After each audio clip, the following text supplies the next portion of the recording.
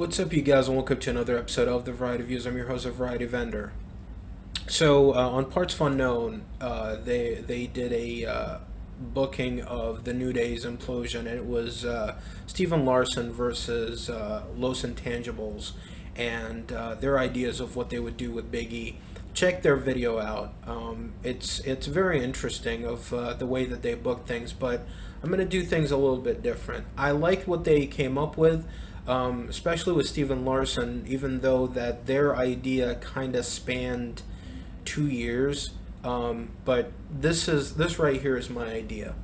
So my idea would start from, let's say, October, and Edge talks to Biggie, and he's like, enough of the haha and the silly gimmicks.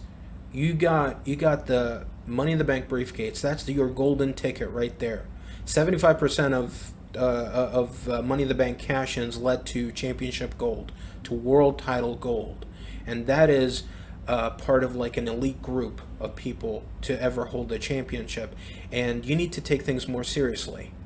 And Biggie goes, what are you talking about? You don't think I take this seriously? I've been busting my ass for the past 10 years. You don't think I'm taking this seriously? And Edge goes, well, you need to prove it. You need to prove it. You need to prove that you do indeed deserve to be in the main event picture, that you do deserve to be in that title hunt and maybe one day hold that championship. Because I busted my ass before I ever touched a world title. So you need to prove it to everyone. And Biggie goes, well, what do you want me to do? What do you want me to do? You want me to go out there and kick ass? Because I'm going to kick ass every single day like I've always been doing for the past 10 years. Edge goes, that's the spirit. That's what I want to hear. Because I just talked to Adam Pearce. And for the next few weeks, you're going to be proving yourself by going up against former world champions. Guys who have held the most important championship over their brand. So let's see what you got. Biggie goes, bring it on. So his first challenge is against Edge, and Edge beats him. And Biggie goes, man, I had it, but Edge was right. I need to focus. I need to be more serious. Goes up against maybe Rollins, Balor, Shinsuke Nakamura, who was a former NXT champion, maybe a couple of guys that you bring in from Raw, like Sheamus and AJ Styles. And first couple of matches he loses, but then he gains some steam. He learns from his mistakes, and he starts winning matches and winning matches and winning matches. He goes on to November, and this is where he's like, all right, I have proven that I can do this, so what I'm going to do is I'm going to put the briefcase up for Survivor Series. I'm going to cash in advance in that champion versus champion match between Roman Reigns and Bobby Lashley. And so Roman Reigns, finding out about that, tries to attack Big E with the Bloodline. Attacks Big E, and then Big E shows up on Raw. Hurt Business attacks Big E. And this new Hurt Business, this new improved Hurt Business, would consist of Lashley, Keith Lee, and Ricochet. They would beat the crap out of Big E. You go into Survivor Series, Big E's got his ribs taped up, and he's in that triple threat match. And the closing moments of the match, Reigns and Lashley put Big E through the announcer's table. Reigns and Lashley are going back and forth, back and forth. Lashley gets the upper hand. Big E gets into the ring. Big E beats down Lashley, hits the big ending on Lashley. Reigns gets in and sneaks in a spear on Big E, and 1, 2, 3. He wins the champion of champion match. Big E gets the losing fall, and Reigns is, your top dog again. So the SmackDown after that, Big E is disheveled. He's like, man, I had it. I could have won. I could have been a champion, but I freaking blew it. Adam Pearce goes, I'm going to put you in a qualifying match for the Royal Rumble. And I want the best that SmackDown has to offer to be in the Royal Rumble to go up against Raw. So Big E, you're going to be in a qualifying match.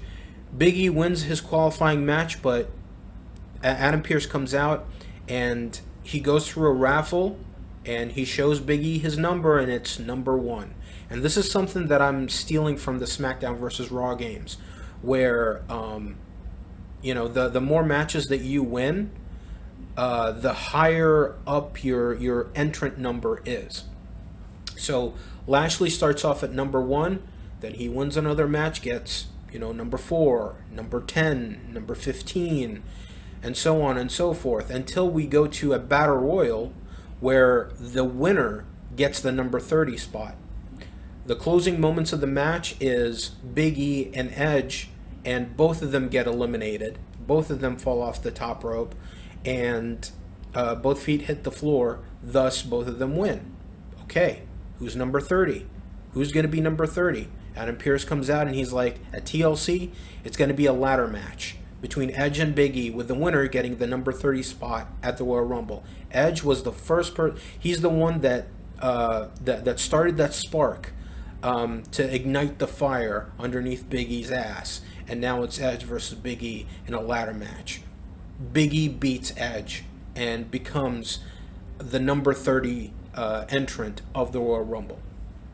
Also on TLC, Balor beats Roman Reigns in a TLC match to become the Universal Champion. We go into the Royal Rumble.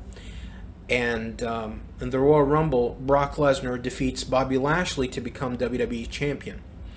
And the final 6 of the Royal Rumble match is the Bloodline, Roman Reigns and the Usos, and the New Day, Big E, Xavier Woods, and Kofi Kingston. At the very end, Big E throws Kofi out, and it's just Big E and Roman Reigns. Kofi tried to eliminate Big E, tried to turn on Big E. Big E, gets him and throws him out off the top rope, and it's just Big E and Roman, the final 2, with Big E winning the Royal Rumble. Okay.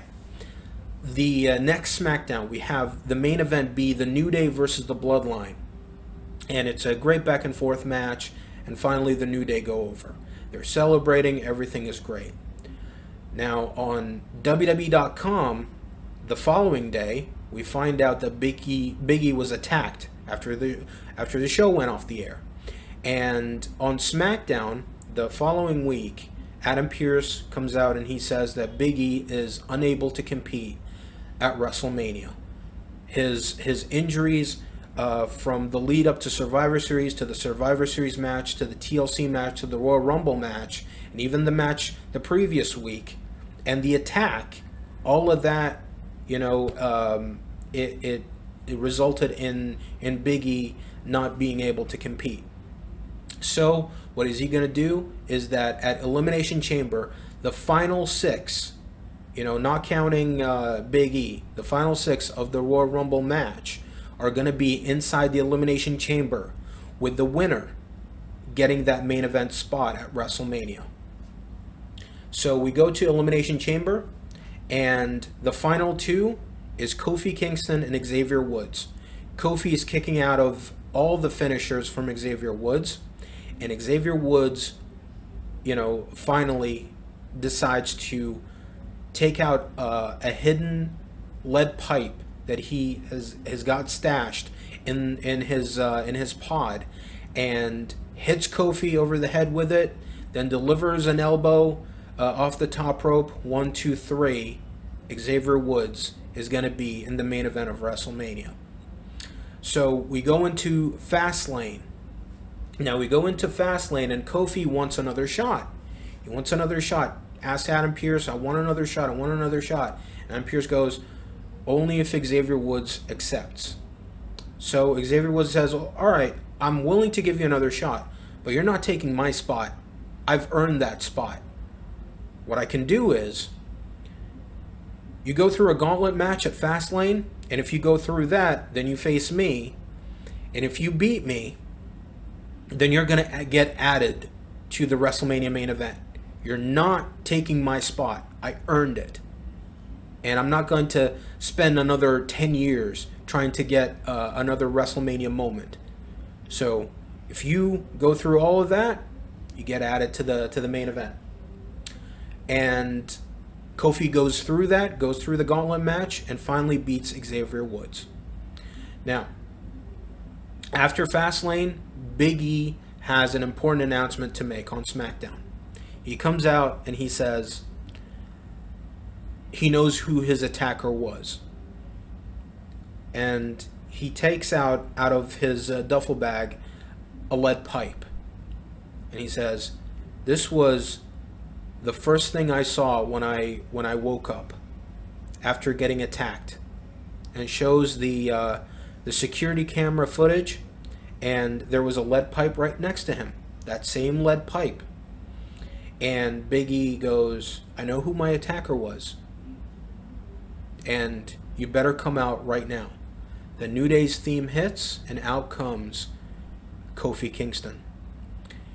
And Kofi goes, "Yeah, that's right, I did it. I did it because you turned on me on the Rumble. You threw me out. That should have been my moment. I should have been the winner of the Royal Rumble, not you. You don't deserve it. You squandered your opportunity when you were the briefcase holder. And yeah, it was my time to shine yet again, because it was stolen from me. And I need this more than you do. I'm more hungry than you are." And Big E goes, "Well, that's funny. It's funny that you should say that. Because we'll see how hungry you really are at WrestleMania. And at WrestleMania, I'm cleared.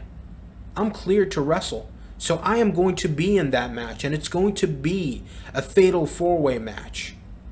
And it's going to include the WWE Champion, Brock Lesnar. And let's see if you can withstand more than 8 seconds, champ." And so we go into WrestleMania. It's a fatal 4-way, elimination style.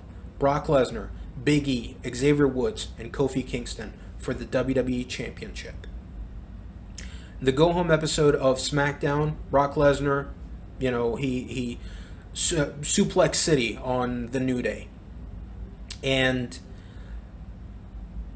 at WrestleMania, it's a fatal 4-way match, elimination style, and as soon as the bell rings, the New Day turn on Brock Lesnar and triple team him, deliver all kinds of finishers on him, and they eliminate him right away. Brock Lesnar is gone. Now it's just the New Day. They go at it. Xavier Woods gets eliminated next, and now it's just Kofi versus Big E. Kofi Mania versus Big E Mania. And I can imagine like the dueling chants, because that's how you would build it up as. Is it going to be Kofi Mania or is it going to be Big E Mania? Is it going to be Suplex City or whatever Xavier Woods want to come up with? Is it going to be up, and down, up, down Mania? Whatever.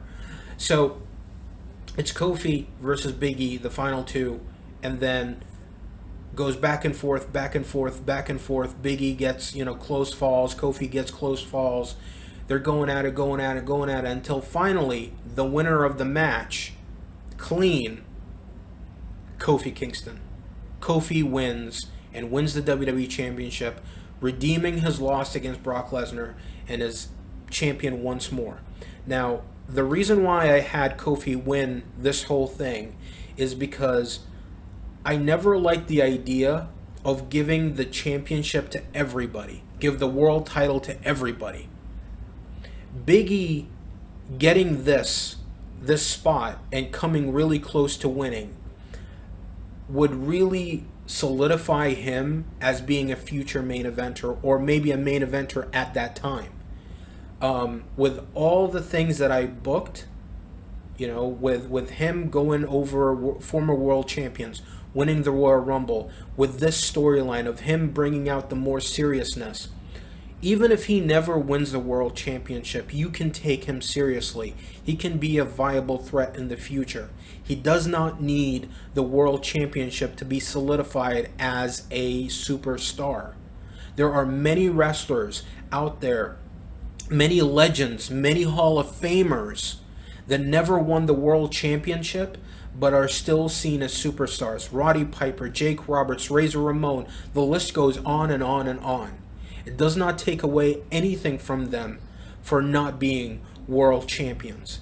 And the way that I see Big E is the same way I see guys in New Japan, guys like, Tomohiro Ishii, where he never won the world championship, but he's always seen as a viable threat. or when you look at a guy like a Rick Rude or a Jake Roberts or a Roddy Piper who never won the WWF Championship, but every time that you would see them in the ring with a world champion, they can win. You never saw them any less of a threat. So this is the way that I would see Big E going forward. And after the match at WrestleMania, Kofi gets on the mic and he talks to Big E and he says, even with everything that we went through, no matter what, we'll always be brothers. We'll always be the New Day. And they hug. Xavier Woods comes out and they all hug. Kofi is back on top and he's a main eventer yet again. Big E doesn't need the world championship. Xavier Woods doesn't need the world championship. But the fact that all three men shared the main event at WrestleMania is big enough for them. And it would do wonders for Big E. And you know what? Maybe somewhere down the road he wins the championship. But you know what? He got close. He got pretty damn close. And maybe if it was one-on-one, he would have won. But it was a fatal four-way. And maybe somewhere down the line you could revisit it. You could have Big E go for the world championship yet again. You could build an entire year over Big E. But right then and there at WrestleMania, I think that is the perfect way to put a cap on the New Day, internal turmoil. So that is my idea. And then going forward, you can do multiple matches, with Big E against other guys, and then you slowly build him back up, and then you could do the New Day triple threat match for SummerSlam, and that could be the time where you would pull the trigger on Big E. But right now I don't see Big E as being a main eventer, honestly. But with the booking that I just did, I think Big E's stock would rise so high that the fans would clamor for Big E to get to that level. Think of all the times like Daniel Bryan and Kofi Kingston and their rise to the top. This could be done the same way with Big E, because if Big E won at WrestleMania, if he just won the Rumble and went on to WrestleMania and won the main event, then what? If he cashes in at Survivor Series and wins the championship, then what? Then he's just another John Cena. He's just another, Batista. But with this struggle, with him getting closer and closer and closer and barely being able to taste the championship, like Mick Foley did, when he got close and close and close and barely got a glimpse of that championship. Stone Cold Steve Austin, he won the Rumble in '97. He didn't win the championship until the following year. So that is my idea. That is my idea for Big E. Let me know in the comment section below what you thought about this. How would you do it? How would you book the New Day's implosion or Big E's rise to the top? And with that being said, like and subscribe, ding that bell icon to be notified on future episodes of the Variety Vendor channel, and check out my next video. We talk about something else. Take care.